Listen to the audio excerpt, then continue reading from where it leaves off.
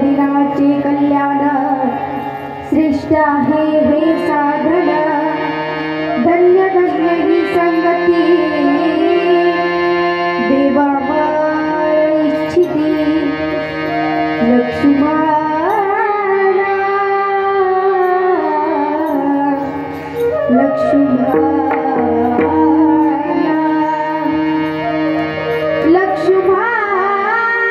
संगला भला प्रभूने तो पावन केला धन्य धन्य ही संगती देव अमर इच्छिते शिवहर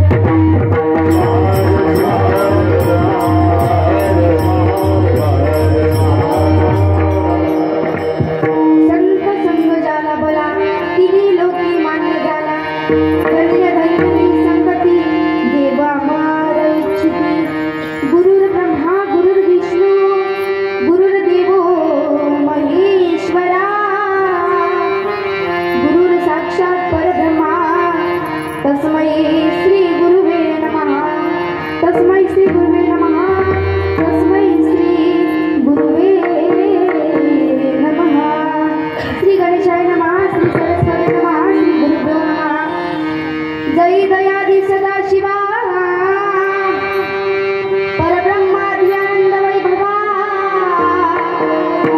नमो तुझे देवादी देवा परमेश्वरा जगद्गुरु आता नमोची शक्ती जी जगन्माता पार्वती आज्ञाजना उत्तम गती जे जे अनुग्रहे वेदा पर शिव पर ब्रह्म वेदा महिमा साकार होण्यामा पूर्वीसी हेतूंचित श्री सद्गुरु कृपे करुणा आदि नमो शिवगान जे कामन सर्व होना तयास प्रेमे शरण मी अज्ञान दिव्याज्ञश ज्ञानांजनशलाकया चक्षुरुन्मीलयनेत तस्मै श्री गुरुवे नमः तस्मै श्री गुरुवे नमः तस्मै श्री गुरुवे नमः शिवक्षेत्र नायगाव येथे चालू असलेला हा अखंड शिवनाम सप्ताह नाम यज्ञ सोहळा आणि या सोहळ्यातला आजचा हा 7वा दिवस आणि या 7व्या दिवसाची कीर्तन रूपी सेवेला सुरुवात करण्या अगोदर अनंत कोटी ब्रह्मांडाचा मालक भगवान परमेश्वरांच्या चरणी नतमस्तक होऊन शिवाच्या पंचमुखापासून उत्पन्न झालेले पंचाचार्याचे प्रधान मनांना साष्टांग दंडवत करून महाक्रांतिकारी जगज्योती महात्मा वैशिष्ट्य श्री संत शिरोमणी मन्मथ माऊली राष्ट्रगुरु तथा राष्ट्रसंत सद्गुरु शिवलिंग शिवाचार्य महास्वामी माझे गुरु सिद्धदयाळ शिवाचार्य महाराज बेटमोहलेकर माझे कुलगुरु शिवानंद शिवाचार्य महाराज तंबेरकर यांच्याही चरणी नतमस्तक होऊन व तसेच उपस्थित शिवकीर्तनकार शिवकथाकार तसेच गायनाचार्य आमचे मार्गदर्शक संगीत विशारद मुर्डे मामा व तसेच मर्दंगाचार्य आमचे ज्ञानूकाका व तसेच संप्रदायातील सुप्रसिद्ध गायक आमचे देवकंठ काका व वादक आमचे देवकंठ काका व तसेच आमचे माझ्या कीर्तनाला उपस्थित आमचे देंडेकर काका व तसेच आमचे बासुरी वादक असं वाटू लागलं आपलं बोलणं थांबावं आणि त्यातच सुरू ठेवावं एवढे सुंदर बासुरी वाजवतात यांच्याही चरणी नमस्कार करून व तसेच पेटी मास्तर माझे पिताश्री रामदास वसमते व तसेच आमचे भोसकर सर संप्रदायातील सुप्रसिद्ध कीर्तनकार आमलापुरी सर, भोसकर सर. आमलापुरी सर सध्या माझ्या कीर्तनाला उपस्थित नाही. त्यांना काहीतरी अडचण आली त्यामुळे ते माझ्या कीर्तनाला उपस्थित नाही. पण एवढे सुंदर सुंदर कीर्तनकार इथे उपस्थित आहेत आणि त्यांच्या पुढे मी बोलणं आणि खरंच मला इथे आमंत्रित करणारे आमचे तारा काकू. अहो काकू म्हणावं का माय म्हणावं हेच कळत नाही मला, कारण मायेपेक्षाही जास्त माया त्यांनी मला लावलेला आहे. त्यांच्याच पुढं जन्मून त्यांच्याच सानिध्यात मोठं होऊन त्यांच्याच कृपा आशीर्वादाने आज मी तर उभी आहे आणि त्यांच्याच पुढं बोलणं म्हणजे काय सोपी गोष्ट नाही. म्हणजे सूर्याला अगरबत्ती दाखवण्यासारखं आहे. आणि त्यांना काही गरज होती का हो सत्ता करण्याची? गरज होती का? आजकालच्या बाया सगळी विसरून गेली.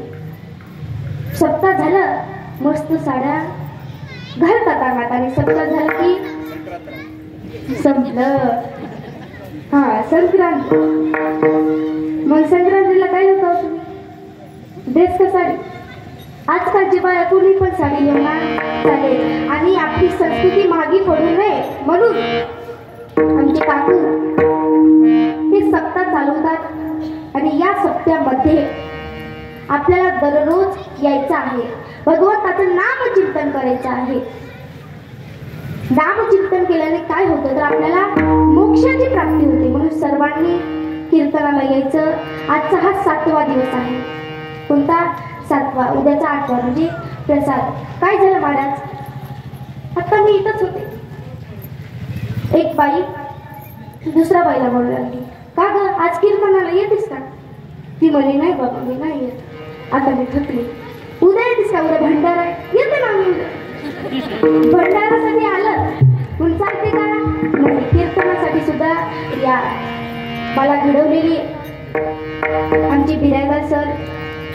पण तुम्ही समस्त कार्यकर्ता मंडळी, आता मी इथूनच घडले, जरी कोणाचं नाव चुकून राहिलं असेल तर समस्त कार्यकर्ता मंडळी, मला घडवणारे, मला सहकार्य करणारे तुम्ही सर्व, मला घडवलेले माझे आई वडील यांच्याही चरणी नतमस्तक होऊन, तुम्हा सर्व संत सज्जन मायबापांच्या चरणी नतमस्तक होऊन आपण आपल्या कर्तव्य दिशेला प्रारंभ करू.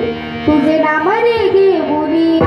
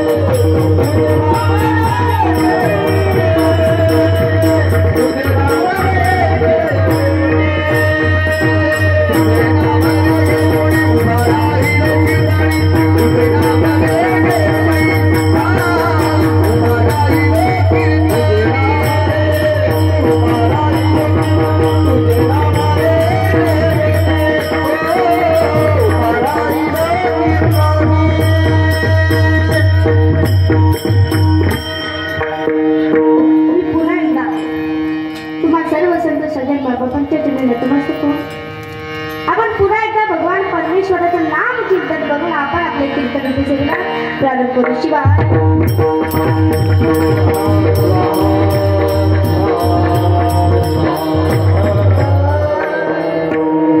म्हणून आजच्या प्रस्तुत प्राप्त कीर्तन रूपी सेवेकरता निवडलेला आपण श्री संत लक्ष्मण महाराजांचा 4 चरणांचा सर्वांच्या पाठीपरीच्या असलेला साधा सोपा 4 चरणीय लक्ष्मण महाराजांचा लक्ष्मण गाथातला अभंग आहे. अभंग लिहिणारे श्री संत लक्ष्मण महाराज. म्हणून आपण त्यांच्याबद्दल अल्पसा परिवार असं जाणून घेऊ. जालना जिल्ह्यातील परतूर तालुक्यातील धोतरजोडी आश्रय येथील श्री संत लक्ष्मण महाराज. त्यांच्या पिताचे नाव कृष्णाप्पा व त्यांच्या माताचे नाव बजाबाई यांच्या पोटी 1730 रोजी लक्ष्मण महाराजांचा जन्म झाला. जन्मापासून लक्ष्मण महाराज ते लिंगामध्ये गुंग राहायचे, भक्तीमध्ये गुंग राहायचे.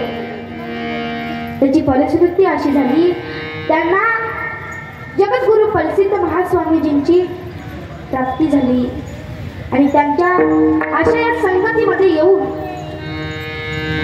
त्यांनी अनेक अभंग लिहिले, लाखो अभंग लिहिले आणि त्याच अभंगांपैकी हा अभंग आपण या सेवेसाठी घेतलेला आहे. श्री संत लक्ष्मण महाराज हे एक प्रसादी संत होते. आई वडिलांची सेवा आणि जगद्गुरु प्रसिद्ध महास्वामीजींच्या कृपेतून मिळालेला त्यांना हा भक्तीचा वारसा आहे.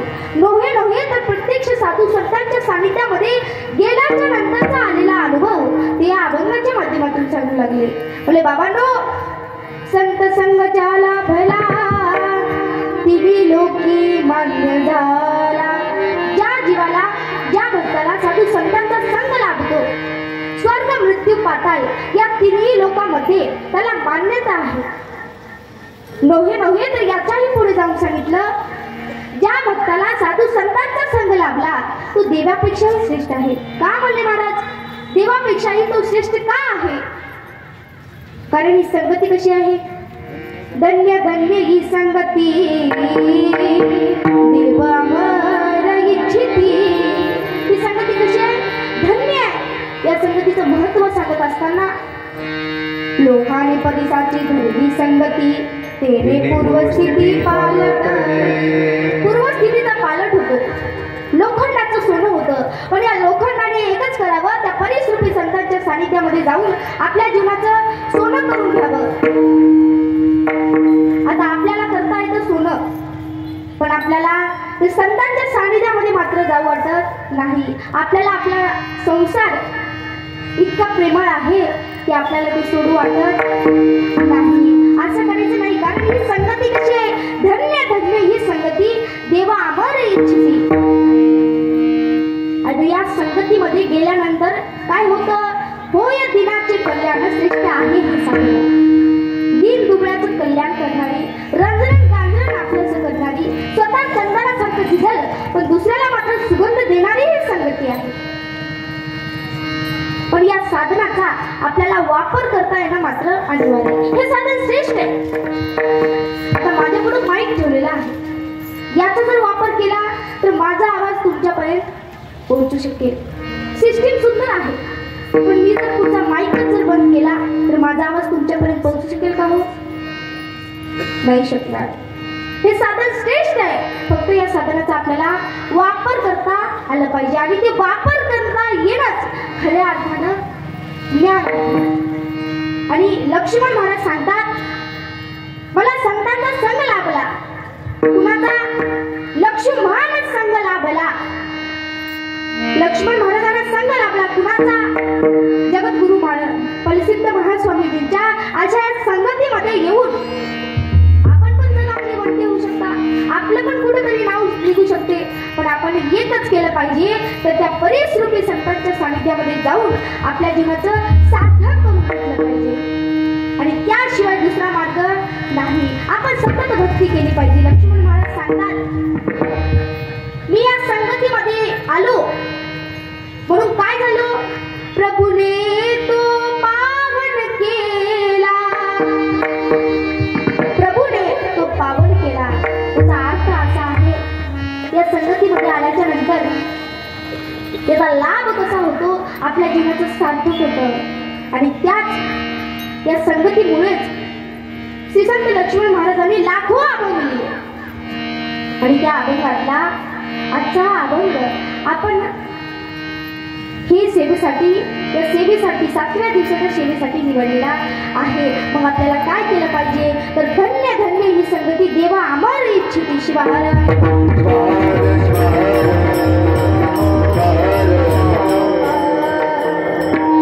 अहो ज्या पद्धतीने शिवाजी महाराज अनेक धर्मातील, अनेक पंथातील सगळे माणसे एका जागी आणून जसं हिंदवी स्वराज्याची स्थापना केली, तसं आमच्या सरांनी, भोगनाळी काकूंनी पोटावर मोजण्या एवढे भजनी मंडळ घेऊन या अखंड शिवनाम सप्ताह चालू ठेवला. मग आपण इथे दररोज आलं पाहिजे आणि भगवंताला एकच मागणी मागली पाहिजे, देवा आपण काय मागतो? देवा माझा संसार सुखी ठेव, देवा मला सुखी ठेव. पण असं कधी मागतो का देवा मला बुद्धी दे, मला मोक्षाची प्राप्ती होऊ दे? नाही मागत, कारण आपल्याला कळतच नाही काय मागावं देवाकडं, काय मागावं. तर देवाला म्हणा तुम्ही, संसार कुणाचा धन्य असतो? धन्य कयाचा संसार, धन्य कयाचा संसार, धन्य कयाचा संसार.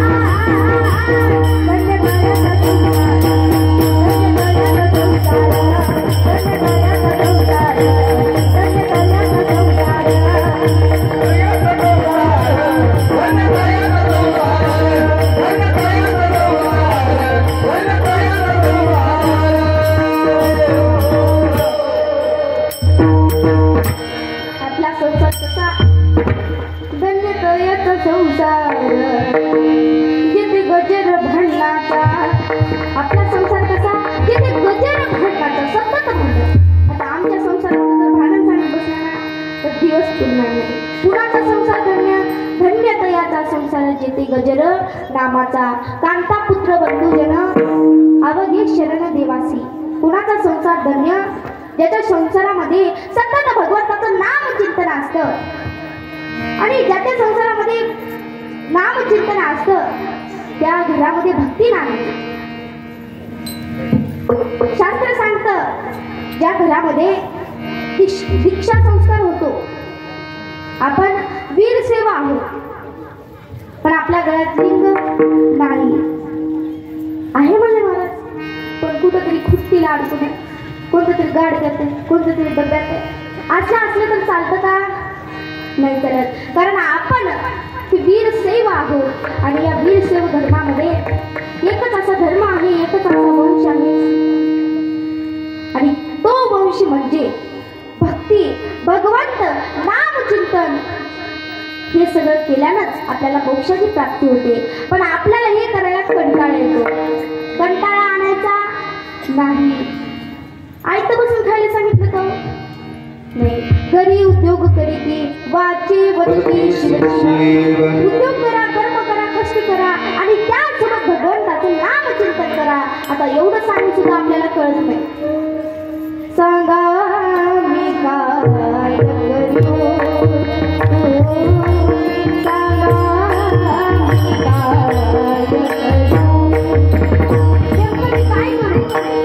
कारण भक्ती मनती चाल पुढे संसार म्हणतो येईकडे हे करू का ते करू सांगा मी काय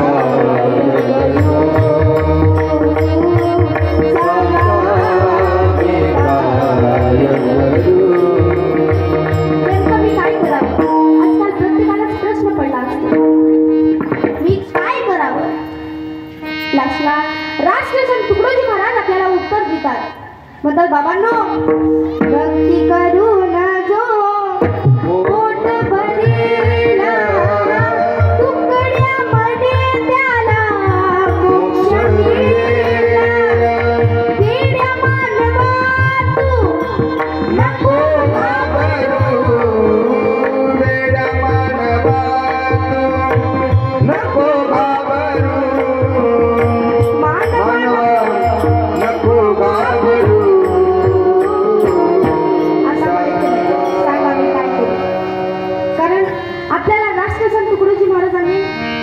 मार्ग दाखवला आहे. मला बाबांनो,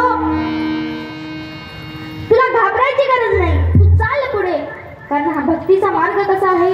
मार्गनिका मार्गनिका मनमत मारे कसे मार्गनिका मार्गनिका मार्गनिका मार्गनिका मार्गनिका मार्गनिका मार्गनिका मार्गनिका मार्गनिका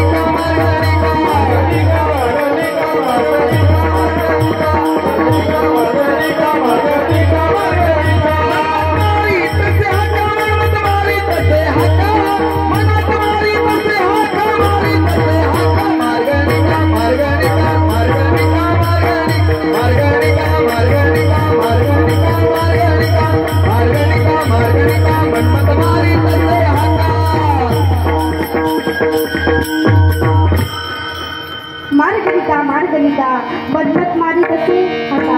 नका जाऊ आडवाटे कुठे सर्व उपाय. आडमार्गाने जायचे, झुपट मार्गाने निघा. निश्चित गंतव्यापर्यंत पोहोचल्याशिवाय येणार नाही. आणि हाच मार्ग कुणी दाखवला? श्रीसंत शिरोमणी मनमत माऊलीने दाखवला. मग या मार्गावर आपल्याला जाणं आवश्यक आहे. संत आपल्याला एवढं सांगतात, या मार्गाने जर तू चाललास तर तुझ्या जीवनाचं सार्थक झाल्याशिवाय राहणार नाही. पण आपला संसार हा आपल्याला सुटत नाही, कारण आपण तसं आचरणच केलं नाही. अहो, नोट हे कागदाचेच असतात, पण प्रत्येक कागद नोट असत नाही. हिरा हे कोळशातच खालीच सापडतात, पण प्रत्येक कोळसा हा हिरा असत नाही. त्याच पद्धतीने साधू संत हे कुठून आकाशातून पडतात का? नाही. संत साधू संत हे आईवडिलांच्याच पोटी जन्माला येतात, पण प्रत्येक माणूस हा साधू संत असत नाही. आज प्रत्येक माणूस जर संत असला तर आम्हाला काय गरज होती? अशी कीर्तन करायची, भजन करायची. किलोचे टाळ छटाकावर आणले, वाजले, टाळ वाजून वाजून झिजले, मडबांग फुटला, पेटी बदलली, दुसरी आणली. पहिल्याचे टाळ आता राहिले का हो? पहिल्याचा मृदंग फुटला, दुसरा आणला, पेटी बदलली, नवी आणली. सगळं काही बदललं, आपणही बदललो. आपलं तारुण्य आता राहिलं का? तुमचं तारुण्य आता राहिलं का? नाही राहत. आपणही बदललो, पण काही घडलं, आपल्यामध्ये परिवर्तन घडलं नाही. कारण आता तुम्ही म्हणशाल, महाराज बाई आता पाय दुखतात, गुडघे साथ देत नाही, हात साथ देत नाही, डोकं साथ देत नाही, तर मग काय करा? तर भगवंताचं नाम चिंतन करा.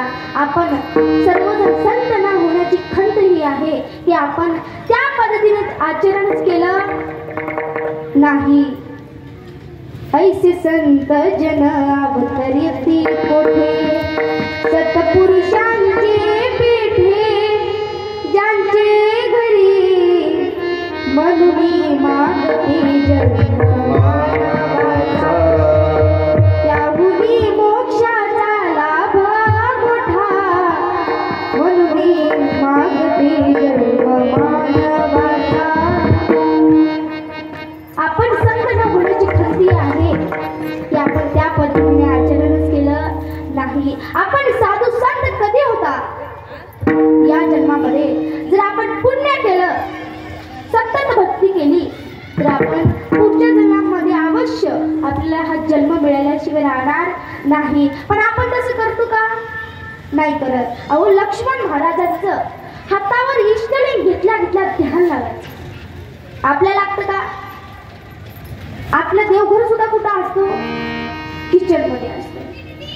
आपण पूजा करायला बसतो, लिंगावर पाणी टाकतो. जसं आपण लिंगावर पाणी टाकणार तेवढ्यात गॅसवर दूध. जसं आपण मंत्र म्हणणार, जप सुरू करणार तेवढ्यात साखर पडते. आता आपल्याला मंत्र म्हणायचं आहे, ओम नमः शिवाय, ओम नमः शिवाय. जसं आपण मंत्र म्हणणार तेवढ्यात दूध उतरतं. आपण बसतो का? वा छान झालं म्हणून बसतो का? नाही, गप करून उठतो आणि त्या दुधाला तो बंद करतो. हीच आपली सेवा आहे का? हीच आपली भक्ती आहे का? आपली भक्ती ही वरवर भक्ती आहे. वरवर भक्ती केल्याने आपल्याला देव प्रसन्न होत नाही. म्हणून वरवर भक्ती करायची नाही आणि चोरी सुद्धा करायची नाही. अहो, काय झालं? एक बाई आपल्या सासूपासून चोरून एक ग्लासभर दूध पिली होती. तर ती पुढच्या जन्मामध्ये म्हैस झाली. काय? म्हैस. आणि आयुष्यभर त्या सासूला दूध देत राहिले. आपल्याला तसं करायचं नाही. आता येत आहे का? कोणाच्या मिरच्या तोड, नुसतं कोणाच्या तरी शेतामध्ये हिरवा गाळ ढाळा दिसायचा. आपल्या पण शेतात आहे, पण आपल्याला आपलं उपसत नाही आणि दुसऱ्यांच्या शेतामधलं उपसल्याशिवाय राहत नाही. आणि जर कोणी बघला तर म्हणायचं आमच्या शेतात का नाही? काय आपली जी सवय झाली म्हणून येत आहे त्या कोणाचा कढीपत्ता तोड, कोणाची मिरच्या तोड, कोथिंबीर असं करायचं नाही. किती जरी सांगलं तर बाया हे चुकत नाही. पुन्हा असं करायचं नाही. आपली भक्ती वरवर भक्ती आहे. अहो, ज्या वेळेस लक्ष्मण महाराजांच्या हातामध्ये इष्टलिंग घ्यायचा, त्यांचं सर्व काही लक्ष त्या लिंगाकडे जायचं. आपलं तसं राहतं का? तर आपलं राहत नाही. कारण आपलं धन देवळात आणि चित्त पायथनात राहतं. तसं केल्याने आपल्याला देव प्रसन्न होत नाही. मग तसं करायचं नाही. अहो, आपण भगवंताच्या नामामध्ये नटलं पाहिजे, भजलं पाहिजे. नटनामे शंकराच्या देवा, नटनामे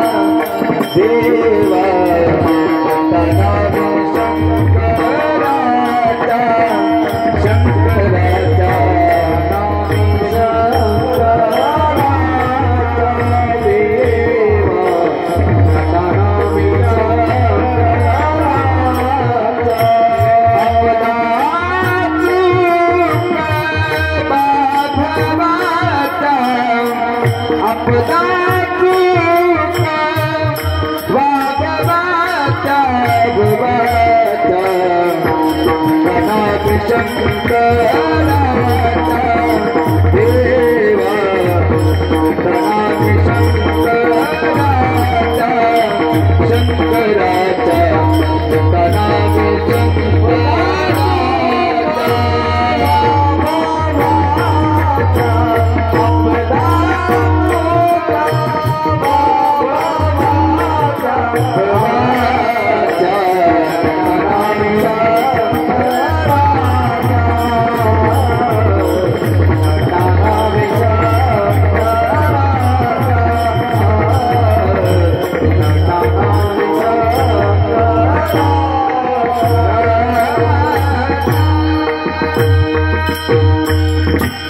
नटा नाही शंकराच्या आपदा चुकावा हो भवायचा. आपण त्या भगवंताच्या नामामध्ये त्या परमेश्वराच्या नामामध्ये नटलं पाहिजे, बसलं पाहिजे. अहो लक्ष्मण महाराजांच्या आई वडील एवढे भक्तीमध्ये गुंगरायचे, सतत भक्ती, सतत पूजन, सतत भगवंताचं नाम चिंतन. आपण तसं करतो का? करतो का? अहो इथं कीर्तनामध्ये 10 मिनिटं बसलं तर आपल्याला आळस येतो. आपण करतो का मग तसं? तर करत नाही. त्यामुळंच आपल्याला मोक्षाची प्राप्ती होत नाही. आपल्याला जर मोक्षाची प्राप्ती करायची आहे तर आपण त्या भगवंताच्या नामामध्ये नटलं पाहिजे.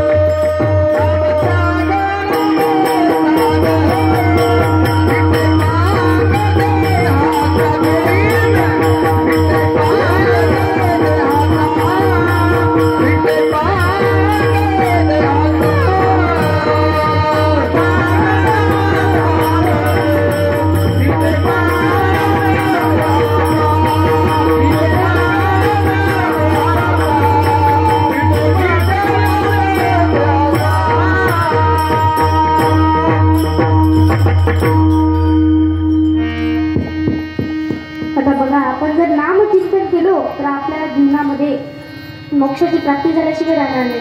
आपल्याला मर्दन वाजवता येतो, वाजवता येते, सर धरता येतो, पण जिथं जे पाहिजे तिथं ते दिले ना तर तो खरा ज्ञानी माणूस झाला. लक्ष्मण महाराजांचे आई वडील सतत भगवंताच्या नामामध्ये भजन असायचे.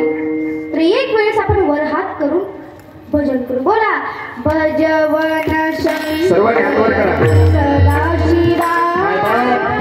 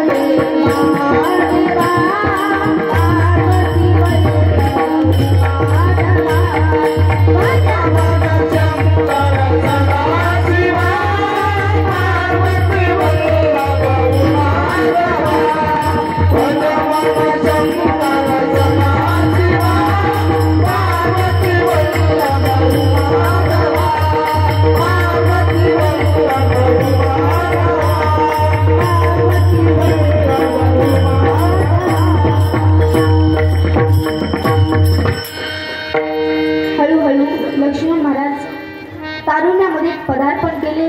काय झालं? शुभमंगल शुभमंगल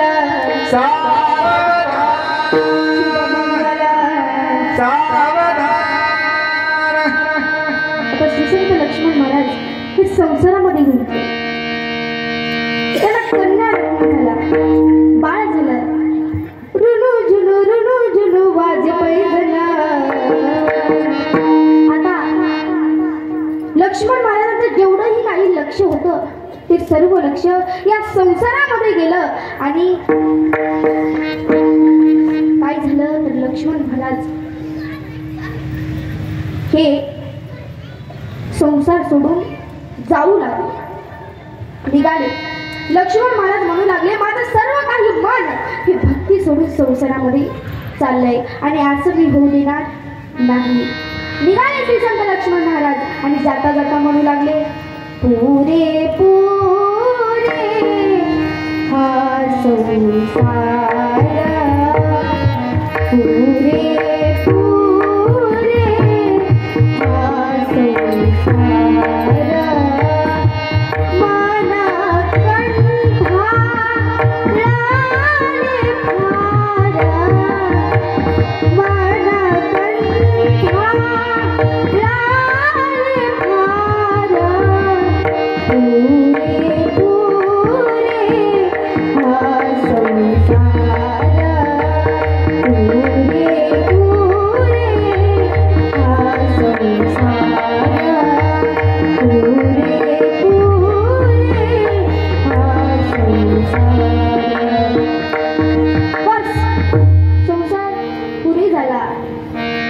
आता मला काय करायचं आहे तर साधू संतांच्या संगतीमध्ये जायचं आहे. तर ते अभंगाच्या पहिल्या चरणामध्ये संग जाला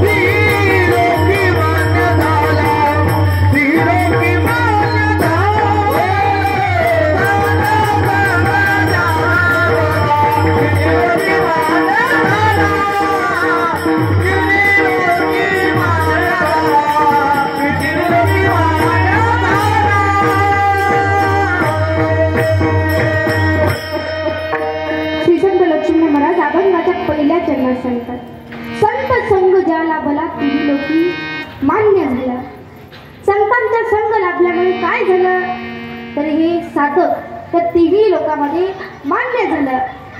एका जंगलामध्ये वाल्या नावाचा डाकू राहत होता. काय वाल्या नावाचा एक डाकू होता. त्या जंगलामध्ये नारद मुनींचं आगमन झालं. त्याला ते वाल्या काय करायचा, माणूस दिसला त्याला मारायचा.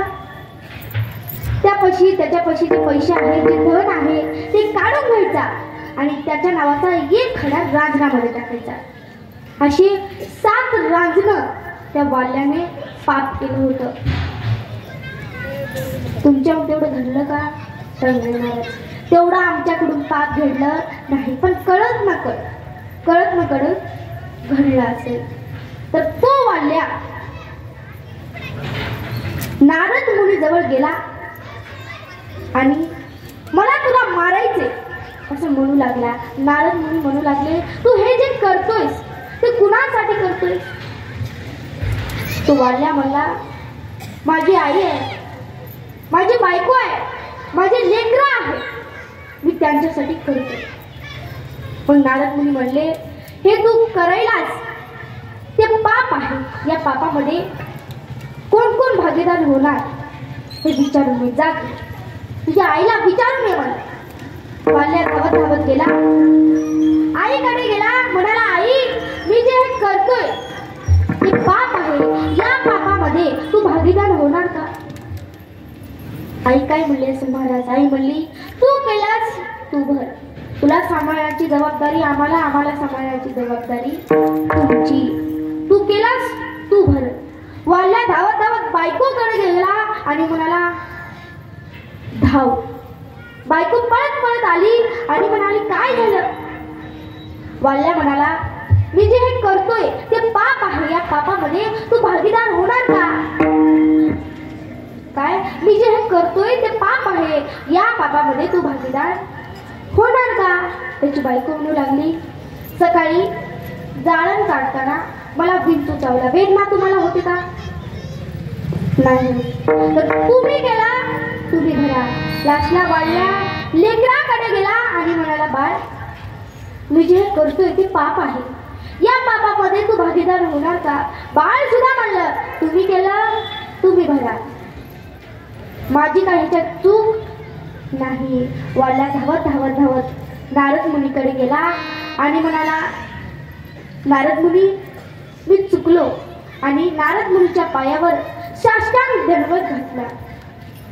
पण काय झाला तर या संगतीमुळे वाल्याचा वाल्मिकी झाला. कशामुळे? तर या संतांच्या संगतीमुळे. मग आपणही हे संगती धरावी सदा सज्जनाची, संगती धरावी सदा सज्जनाची, संगती धरावी सदा सज्जनाची, संगती धरावी सदा सज्जनाची.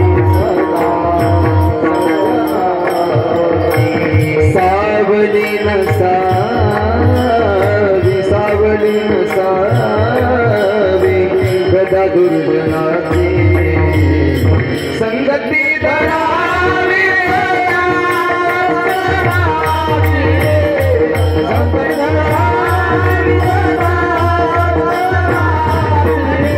सदा सज्जनाची,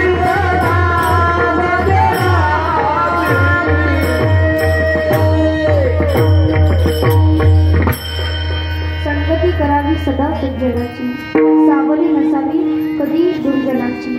पण संगती ही सदैव आपण सज्जन माणसाची केली पाहिजे. बघा, तुमची मैत्रीण, एखादी मैत्रीण जर भांडखोर असेल, त्या अख्ख्या गावाला माहिती, तुम्ही जर तिच्यापाशी जाऊन बसला तर पाहणाऱ्यांचा गैरसमज काय होतो, ही पण तशीच असेल. तुम्ही खूप सज्जन आहात, पण पाहणाऱ्याचा गैरसमज काय होतो, तर तुम्ही पण तसेच असाल.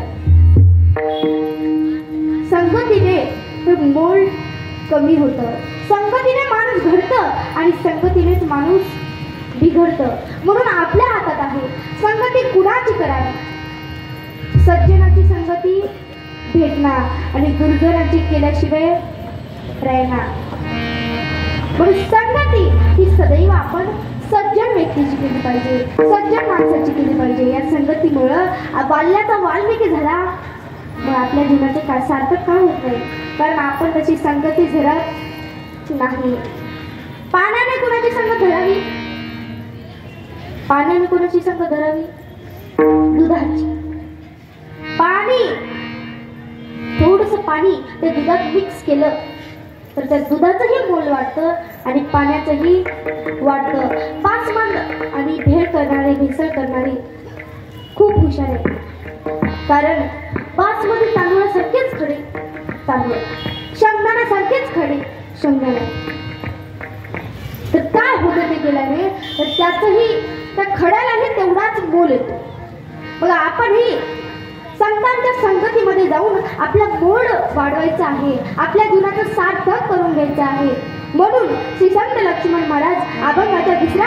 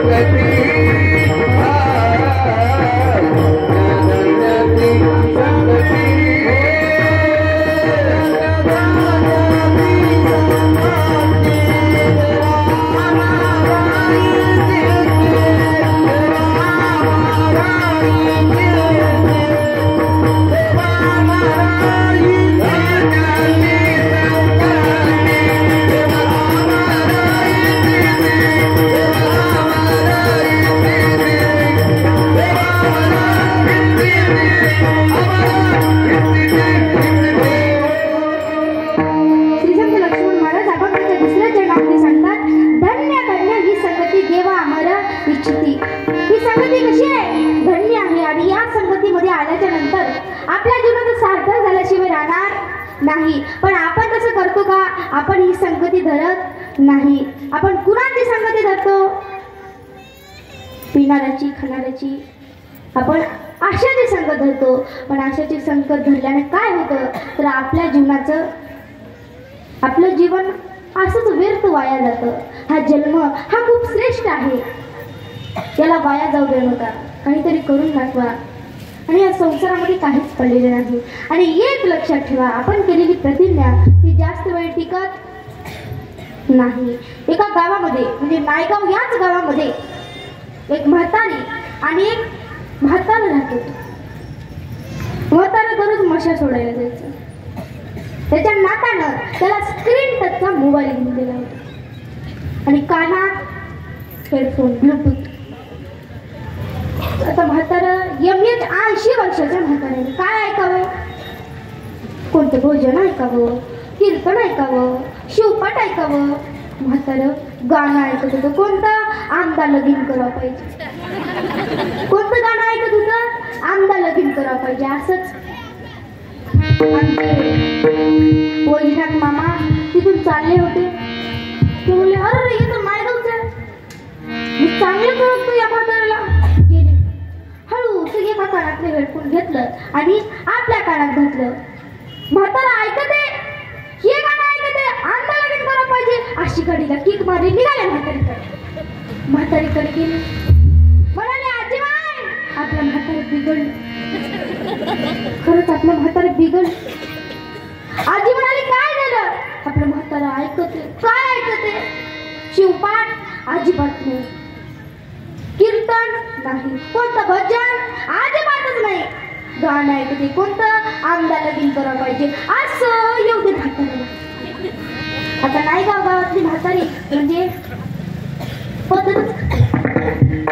आलं म्हातारं घरी, म्हणाल पप्पाची माय थोडी चहा करतीस का ग? देऊ तुम्हाला चहा? कोणता गाणं ऐकत होता? नाही ग, तुम्ही चुकीने लागले. चुकीने कसं लागते? तुम्ही जा आत्ताच्या आत्ता इथून निघून जा. आता म्हातारीला वाटलं जाऊन जाऊन कुठं पर्यंत जाणार. खरंच घेतली किंवा म्हातारीने पिशवी निघाला करत तर. आता म्हातारी म्हणाली, म्हातारीच्या डोक्यात प्रश्न आला, आता ह्यांना जर गेला तर उद्या मशा कोण सोडणार? म्हातारीच्या डोक्यात वेगळाच प्रश्न आहे. आता म्हातारी म्हणाली, हे जर निघून गेलं तर उद्या मशा कोण सोडणार? म्हातारी म्हणाली, अहो खरंच चाललात का हो? मी चाललो निघून. माझं तरुणपणी इतकं मनावर घेतलं नाही आणि म्हातारपणी घेता का हो? तू तरुणपणी मला इतकं बोलली नाहीस आणि म्हातारपणी बोलतेस का? चाललो मी निघून, आता येणारच नाही. आता म्हातारीला कळालं, म्हातारीच्या डोक्यामध्ये गाण्याचा फड बसलेला आहे. म्हातारी म्हणाली, जाना नाही. ज्याला कळालं शांत माते, परदेसी परदेसी जाना नहीं, मुझे छोड़ के. म्हातारी एवढं सुद्धा म्हणली पण म्हातार काही यायला तयारच नको. म्हातारी म्हणाली, तुम्ही चाललाय पुढे सोडून? आम्ही पुढे घेतलेली शपथ, देवा पुढे घेतलेली शपथ तुम्ही मोडताय. चाललाय मला सोडून, निघून चाललाय. म्हातारी म्हणाली, जाऊ द्या ना, या इकडे. तरी पण म्हातार काय येईना. म्हातारीनं दुसऱ्या कडवं उचललं, हर पल मेरी आँख में तड़पाएगी, मैं जागूंगी भी तुम्हें ना आएगी. आता म्हातारी दुसऱ्याने कडवं उचललं पण म्हातार काय यायला तयारच नव्हते. आता म्हातारीला कळालं, म्हातारीच्या डोक्यामध्ये गाणं गोंधळ घुसलेला आहे. म्हातारी म्हणाली, आ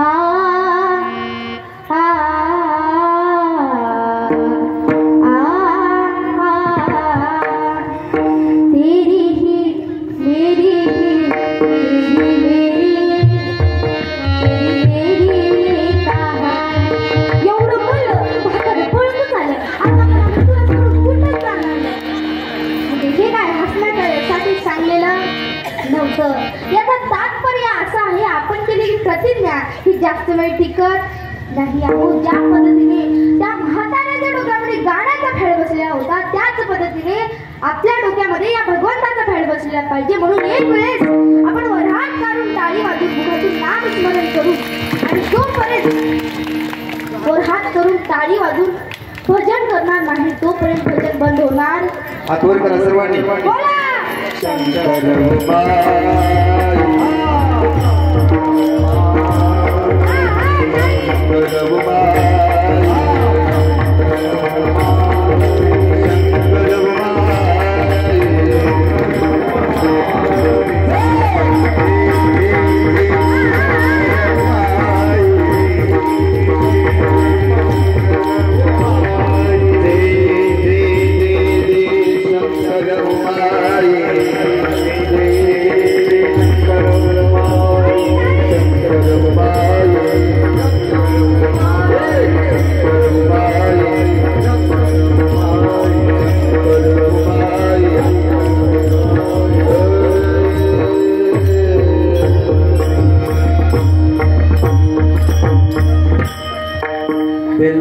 महिला मंडळ पाठीमागे नाही.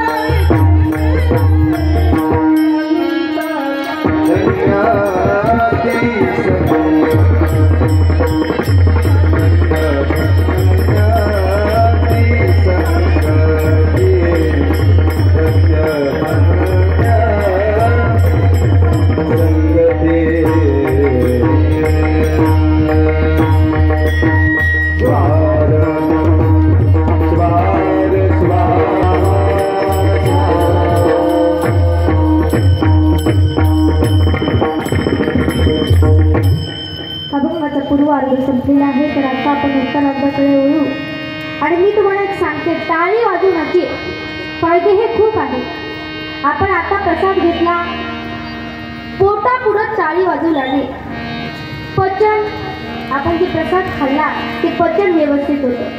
हृदयापुढे टाळी वाजवल्याने लवकर झटका येत नाही, झटक्याची शक्यता राहत नाही. डोळ्यापुढे चालवल्याने, डोळ्यापुढे टाळी वाजवल्याने डोळे गुड्डे होत नाही. तिथे बऱ्याच जणांना चष्मा दिसते, म्हणून डोळ्यापुढे टाळी वाजवायचं. आणि जे सर्व वरी हात करून टाळ्या वाजवतात त्यांना झटकाही येत नाही, डोळेही गुड्डे होत नाही, व्यवस्थित पचनही होते आणि महत्त्वाचं म्हणजे ब्लड सर्क्युलेशन हे चांगलं होतं. म्हणून सर्वांनी टाळी वाजवून भगवंताचं नाम चिंतन केलंच पाहिजे. आता एवढं सांगून सुद्धा आपल्याला कळत नाही की नेमकं गुरु मोठा का देव मोठा. ज्या वेळेस भगवान विष्णूने भगवान शंकराला प्रश्न विचारला, म्हणला हे देवा, असा एकच देव सांगा ज्यामध्ये सगळे देव आहेत. कारण जसे जसे मी भक्ती वाढवली तसे तसे देव वाढवले. असा एकच देव सांगा ज्याच्यामध्ये सगळेच देव आहेत. तेव्हा भगवान शंकराने भगवान विष्णूला गुरु हे देव सांगितलं. गुरुमध्ये 36 कोटी देव, त्यापेक्षाही अधिक देव आपल्या गुरुमध्ये राहतात. म्हणून देवापेक्षाही गुरु मोठे. आणि अहंकार हा व्यक्तीला मागं पाडतो. कंस गेला अहंकाराने, रावण गेला, नव्हे तर काही क्षणासाठी आपल्या पृथ्वी मातेला अहंकार आला होता. पृथ्वी माता म्हणू लागले, मै बडी मै बडी मै बडी. असं म्हणताच तिथे शेषनाग प्रगट झाले आणि म्हणू लागले, तू काहे की बडी, तू तो तेरे माते पे खडी. तू काहे का बडी, तू कुठली मोठी आहेस, तू तर माझ्या मस्तकावर आहेस. इथपर्यंत चांगलं झालं महाराज. पृथ्वी मातेला अहंकार आला, घालवला कुणी? शेषनागाने. आता शेषनागाला अहंकार आला. शेषनाग राजा म्हणू लागले, मै बडा मै बडा मै बडा. लागलीच तिथे भगवान शंकर प्रकट झाले आणि म्हणू लागले, तू का बडा. तू कोणता मोठा, तू तर माझ्या गळ्यामध्ये आहेस. आता इथपर्यंत चांगलं झाला, आता ह्याच्या पुढे काय झालं महाराज? आता भगवान शंकराला अहंकार आला. दोघे स्तंभावरी वाढवली अशी कथा झाली. आता भगवान शंकराला अहंकार आला. भगवान शंकर म्हणू लागले मै बडा मै बडा मै बडा. तिथे रावण आला आणि म्हणू लागला तू काहे का बडा, तेरा कैलास पर्वत उखाड के मेने खडा. तू कुठला मोठा, तुझा कैलास पर्वत उखाडून तिथे आत्मलिंग होतं ते मी घेऊन गेलो. मग तू कुठला मोठा, इथपर्यंत चांगलं झालं महाराजांना. आता रावणाला अहंकार आला. रावण म्हणू लागला मै बडा मै बडा मै बडा. असं म्हणताच तिथे राम प्रभू आले आणि म्हणू लागले तू काहे का बडा, तू तो मेरे एक बाण से उडा. रामाच्या एका बाणाने रावणाचा वध झाला. आता रामाला अहंकार आला. राम म्हणू लागले मै बडा मै बडा मै बडा. मीच मोठा. रामाला वाटू लागला आता मीच मोठा. तिथे हनुमानजी प्रगट झाले आणि म्हणू लागले तू काहे का बडा, तू तो मेरे हृदय में बडा. म्हणजे सगळ्यात मोठा कोण आहे तर भक्त आहे. इथे पंक्तीत येऊन जेवणारा भक्त आहे बरं का. नाम चिंतन करणारा, भजन करणारा, भक्ती करणारा. अहो संत आपल्याला सांगतात की देवापेक्षा जास्त मोठा, कितीतरी मोठा हे भक्त आहे. म्हणून भक्तांनीही भक्ती केली पाहिजे, नाम चिंतन केलं पाहिजे. कारण भगवान शंकराला ज्या वेळेस पार्वती मातेने प्रश्न विचारला, म्हणलं देवा तुमचा नित्य निवास कुठे आहे, तुम्ही कुठे राहता? तुम्ही कधी कैलास पर्वतावर असता तर कधी मंदिरात असता, तुमचा नित्य निवास कुठे आहे? त्यावेळेस भगवान शंकर पार्वती मातेला सांगू लागले, म्हणू लागले हे देवी पार्वती, ज्या भक्ताच्या अंतकरणामध्ये कोणतेही विकार भरलेले नाहीत त्याच्याच अंतकरणामध्ये माझं सदैव वास्तव्य आहे. आपल्याला देव का दिसत नाही, का कळत नाही? कारण तुमची आमची ही चर्मदृष्टी आहे आणि चर्मदृष्टीने आपण देवाला पाहू शकत नाही. आणि तुमच्या आमच्या अंतकरणात हे खूप विकार भरलेले आहेत आणि या जर विकाराला नष्ट करायचा असेल तर अभंगाचं तिसरे चरण.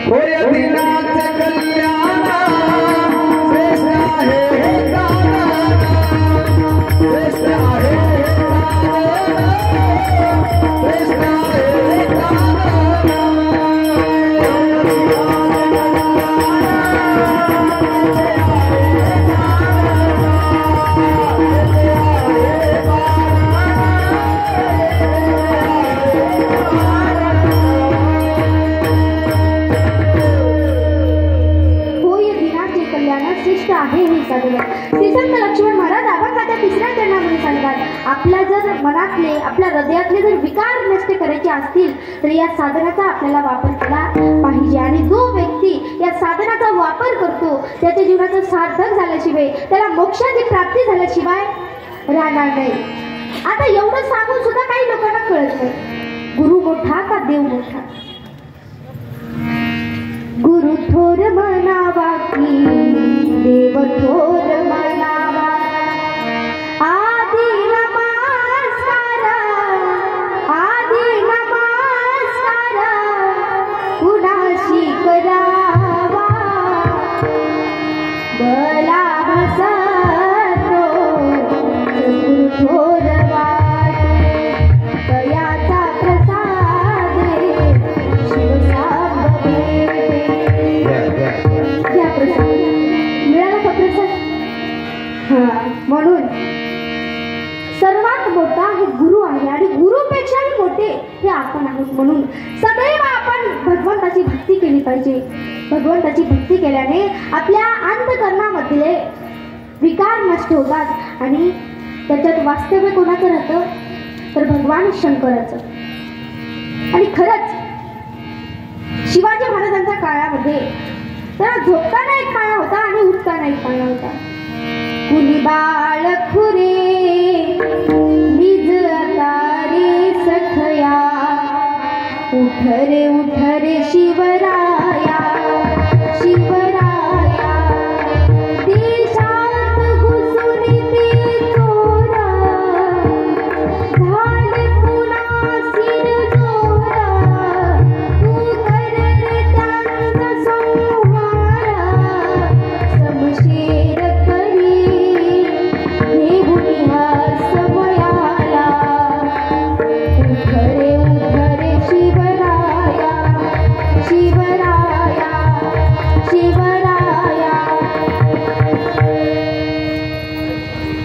शिवाजी महाराजांचा पाळणा आहे. आपला पाळणा अशी दोरी वळली, दिल्लीची गत केली किल्ली, काय दिल्लीची गत केली किल्ली, सुरातला केला भाला, पप्प्या माझा दारू पिला, समजा गावाला धिंगाणा केला. हे कोणाचा पाळणा? हे आपला पाळणा. म्हणून असं करायचं नाही. जसे तुम्ही संस्कार देशाल तसंच तुमचं मूल वाढेल. म्हणून संस्कार कसे द्यायचे हे आमच्या हातामध्ये आहे. तुम्हाला जर संस्कार द्यायचेच असतील तर त्या जिजाऊ मातांसारखं द्या. जिजाऊ माता हे देवी म्हणलं तर पण कमी नाही. जिजाऊ माता हे राष्ट्रमाता होत्या आणि त्यांच्याच मुळे आज आपला हा हिंदवी स्वराज्य टिकून आहे. म्हणून कुणाची पुण्याई होती? माझ्या जिजाऊची पुण्याई कशी आली हो फळाला, माझ्या जिजाऊची पुण्याई कशी आली हो फळाला. तो बापाचा बाप वाघ शुभा जन्मला, तो बापाचा बाप वाघ शुभा जन्मला. माझ्या जिजाऊची पुण्याई कशी आली हो फळाला, माझ्या जिजाऊची पुण्याई कशी आली हो फळाला.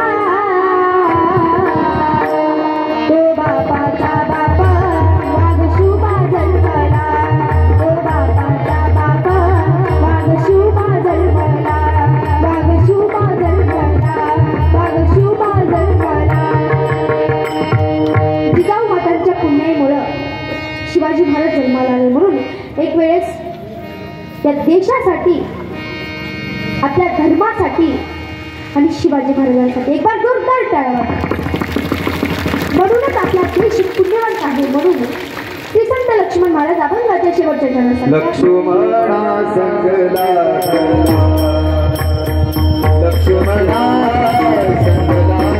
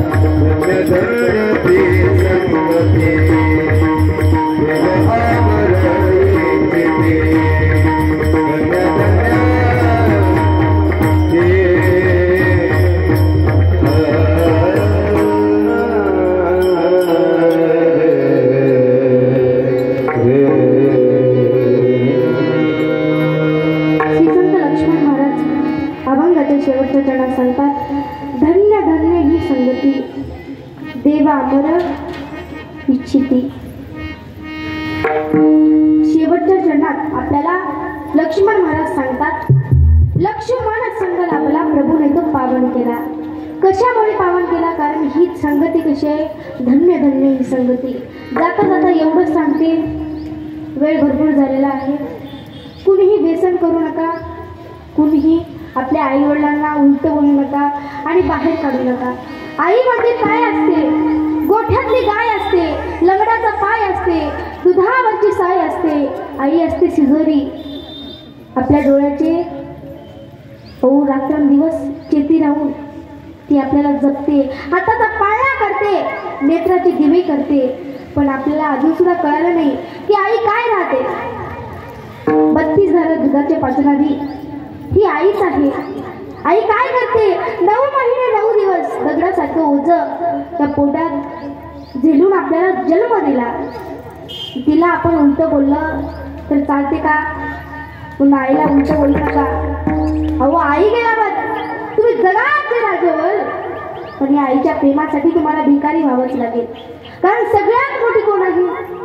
सबसे बडी हे माँ, सबसे बड़ी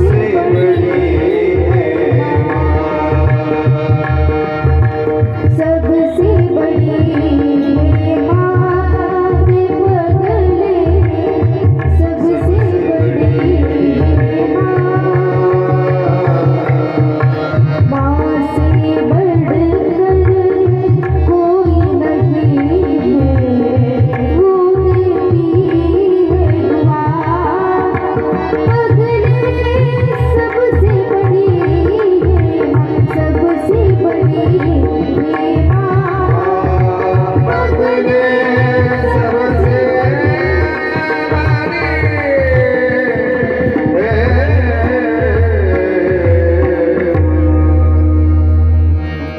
ज्याला हात नाही त्याला विचारा हाताची किंमत, ज्याला पाय नाही त्याला विचारा पायाची किंमत, ज्याला माय नाही त्याला विचारा मायची किंमत. आपल्याला माय आहे, पण आपल्याला अजून तिची किंमत कळत नाही. ज्या वेळेस आपली माय त्या जगाला सोडून जाईल त्यावेळेलाच आपल्याला त्या मायेची किंमत कळेल. आई काय होती? आई गेल्यानंतर सावतर आई असते, पण ती आपल्याला तेवढा लाड करते का जेवढा आपली स्वतःची आई करते आपल्यावर. तर जोपर्यंत आई आहे तोपर्यंत तिची किंमत करा. कौन सी है चीज जो यहाँ नहीं मिलती, सब कुछ मिलता है यहाँ, बस माँ नहीं मिलती, बस माँ नहीं मिलती. एकदा जर काही गेलं आपलं तर आपण त्याला पैसे देऊन खरेदी करून घेऊ शकतो, पण एकदा जर आपले आई वडील गेले तर आपण त्याला परत घेऊ शकत नाही. अहो स्वामी तिने जगाचा आई विना भिकारी, तिने जगाचा स्वामी सुद्धा आई विना भिकारी राहतो. म्हणून आईची किंमत करा, आईला कधी विसरू नका. बाप म्हणजे काय असतो? जो रानातनात उन्हावरात राबला, दिवसाचे काढे केले, रक्ताचं पाणी केलं, हाडाची काढे केले. असं आपल्याला एक रुपया जमा करून आपली शाळेची फीस भरतो. बनानिधी चांगली झाली हो, पण जमा केली नाही. आता दिवाळी आली, माझ्या ताईसाठी कपडे घ्यायचे, माझ्या मुलासाठी ड्रेस घ्यायचे, म्हणून त्याची मात्र जमा केली नाही. आपली चप्पल फाडली, सुतळीनं शिवून लिवली. तो असतो बाप. आई आपल्या लक्षात राहते, आई आपल्याला 1 रुपयाची चॉकलेट देते, म्हणून आई आपल्या लक्षात राहते, पण बाप मात्र देत नाही. कारण बापाला वाटतं आपल्या लेकरं मोठं होऊन कोणापुढं हात पसरायची वेळ येऊ नये, म्हणून 1 रुपया जमा करून आपला बाप आपल्यासाठी कष्ट करायला लागतो. पण आपल्याला वाटतं बाप वाईट आहे, बाप माझा लाडच करत नाही. आईपेक्षा जगात आईपेक्षा मोठं कोणीच नाही आणि बापापेक्षा महत्वाचं कोणीच नाही. आई एका ओट्यावर आणि बाप एका ओट्यावर वाटून बसतात आणि एकमेकाकडे टुकू बसतात. आई छोट्याच्या ओट्यावर, बाप मोठ्याच्या ओट्यावर बघतात. पण बोलायला गेलं तर सुना म्हणतात एवढे म्हातारे झाले पण चुगल्या करायचं काही सोडले नाही. तेव्हा बाप म्हणतो चोरी झाली तुला बोलण्याची, लाज वाटते मला सांगण्याची. लग्न करून आणलेली बायको आहे, हक्काची बायको आहे, पण तिला बोलायची मात्र बाप नाही. अहो बाप म्हणतो 4 पत्राची एकच खोली होती आणि त्या एका खोलीमध्ये 4 मुलांना मी वाढवलं आणि आज त्या 4 मुलांचे 4 बंगले आहेत, पण त्या एकाही बंगल्यामध्ये आई बापाला सन्मानाचं जगणं नाही, असं बाप म्हणतो. बाप आपल्याला कळत नाही. बाप काय करतो तर आपले अख्खं जीवन आपल्यासाठी व्यर्थ घालतो आणि तोच जर बाप आपल्याला कळायला नाही तर मग आपला जगून काही अर्थ नाही. बापाचं हृदय कसं असते, हृदयामध्ये काय असते त्याच्या? अहो बाप आता आपले बाबा जोपर्यंत आहेत तोपर्यंत आपल्याला त्याची किंमत कळत नाही. ज्या वेळेस बाप जातो आणि दुसरे म्हणतात, दुसऱ्यांची लेकरं आपल्या बाबाला बाबा म्हणून हाक मारतात, त्यावेळेस आपल्याला त्रास होतो. त्यावेळेस आपल्याला कळतं की बाप काय होतं. बापाच्या उरामध्ये काय असतं? उरामध्ये माया त्याच्या काळ्या मेघवाणी दाखविना कधी कुणा डोळ्यात पाणी. जिजू जिजू संसाराचा गाडा हाकला, होटामध्ये हसू जरी कणा वाकला. घडीभर तू थांब जरा, ऐक त्याची धापर, लई अवघड हाय गड्या उमगाया बापर, उमगाया बापर. आपल्याला कळत नाही. ज्यावेळेस आपण बाप होता, आई होता, त्यावेळेस आपल्याला कळलं की लेकरं आपल्याला सोडून गेल्याने काय होतं. एवढं आपण 9 महिने 9 दिवस ते लेकराला सांभाळलं आणि तोच आज आपल्याला घराच्या बाहेर काढून दिला, वाटून घेतला ओट्यावर. ज्यावेळेस त्या आईच्या काळजाचे तुकडे होतात. म्हणून कुणीही आपल्या आईवडिलांना त्रास देऊ नका, आईवडिलांना घराच्या बाहेर काढू नका. आणि माझं जर काही चुकलं असेल तर मला तुमची मुलगी म्हणून मला पदरात घ्या. आणि खरंच माझं परम भाग्य आहे, मी ज्या भूमीमध्ये वाढले, जन्मले, मोठे झाले, आज त्याच भूमीमध्ये सगळ्यांच्या माझ्या मार्गदर्शक सगळेच आहात तुम्ही आणि तुमच्या समोर मला बोलण्याची संधी मिळाली म्हणून ही माझी कीर्तनरूपी सेवा इथेच माझ्या आईवडिला आणि गुरु माऊलीच्या चरणी समर्पित करते। ही माझी वाक पुष्प पूजा समर्पण हो श्री गुरु राजा मन शिवलिंग विंदियोजा श्री गुरु नागेशाशी श्री गुरु नागेशाशी श्री गुरु नागेशाशी गुरुराज माऊली